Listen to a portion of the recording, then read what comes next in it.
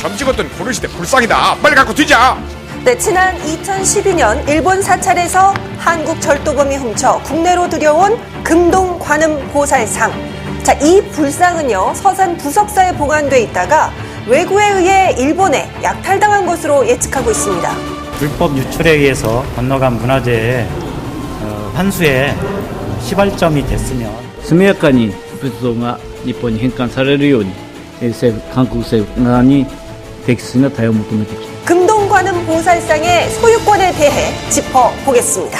네, 오늘 변호사들은 특별한 분과 함께 하겠습니다. 지금 제 옆에 자리하고 계신데 인사해 주시죠. 시청자 여러분 만나서 반갑습니다. 역사 전문 강사 겸 작가 은동진입니다.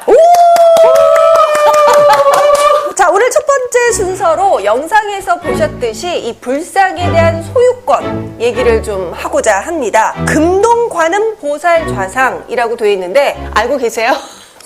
불상 이름은 금동 관음 보살 좌상. 여기 네. 작가님은 은동진. 금동, 은동. 모르는 거지. 다 알고 계신 거 아닌가요? 이 정도 같으면? 아니, 일단 금동관음 보살 좌상 정확하게 뭐예요? 이 불상은 관음보살, 중생을 구제해주는 부처입니다. 그래서 이 단아한 모습에 보일락말락하는 이 은은한 자비로운 미소, 이게 이 불상의 포인트인데요. 이 불상은 고려를 대표하는 불상이자 고려의 미소로도 불려야 되지 않나. 이게 2012년도에 일본으로 가 있었다는 얘기잖아요. 네, 맞습니다. 네. 어떻게 된 거예요, 그게? 이게 일단 이런 불상 같은 경우는 몸속에 복작물이라 그래서 불상 안에다가 만들 때 뭔가를 넣습니다. 이 불상에도 조그마한 문서가 발견이 됩니다. 고려 후기였던 1330년에 네. 서산 지역의 32명이 불상을 만들었대요. 그리고 영원히 서산 부석사에 모시기 위해서 만들었다. 그런데 이 불상이 어느 날 갑자기 대마도로 건너가게 됩니다. 고려 살아의 기록을 보게 되면 1350년부터 80년까지 네. 30년 동안 네.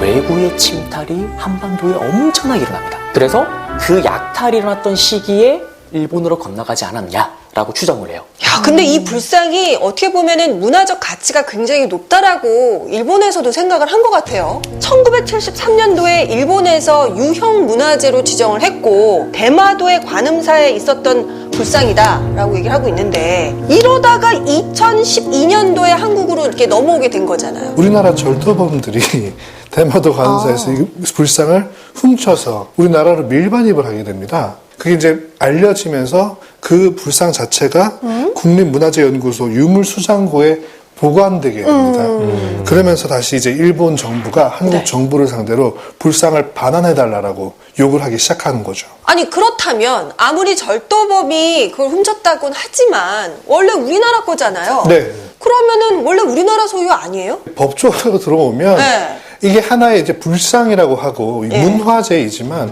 하나의 동산입니다. 물건이죠. 그쵸. 그 물건의 주인이 누구인지에 대해서 법적으로 보는 건데 그래서 이제 서산 부석사에서는 이제 청구를 했죠. 2016년에 이게 소유권은 원래 이제 이게 비정상적인 방법으로 넘어간 것이니까 우리에게 있다라면서 동산 인도 청구를 했어요. 불산 인도 청구를. 예. 그런데 이 1심에서는 맞다. 너희들 주장이 맞다. 비정상적인 방법으로 약탈된 문화재이니까 원래 소유주인 서산 부석사의 소유다라고 했어요. 네. 자, 거기서 이제 항소를 한 거예요. 이제 항소를 해서 이제 항소심 법원은 잠깐만. 옛날 그 서산 부석사가 지금 이 서산 부석사가 맞아?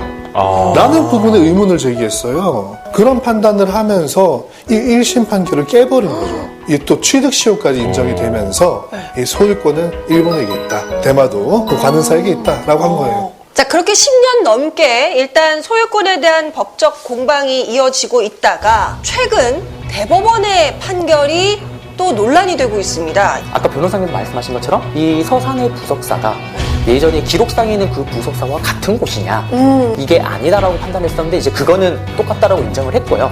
근데 문제는 이제 취득시효죠. 이거는 일본에게 맞다.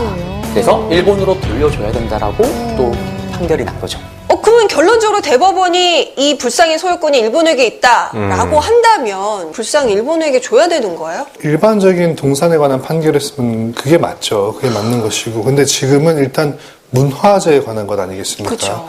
법원 판결은 비록 동산에 관해서 취득시효가 인정된다라는 판결이 나오긴 했으나 그에 비해서 또 다른 협약들도 있거든요. 1970년대 유네스코에서는 이런 약탈된 문화재에 관해서는 그 당사국들이 다 잘 협조해서 예. 이 반환에 관해서 이야기를 해야 된다 이런 말도 있고 그래서 네. 법원 판결은 이렇게 나왔지만 네. 앞으로 이 부분 반환에 대해서 어떻게 해야 될지는 양 국가가 외교적인 그런 부분으로 잘 협조를 해야 되는 부분인 거죠. 약탈당한 문화재를 다시 돌려받는 게 상식적으로 맞지 않을까라는 생각을 했는데 현실은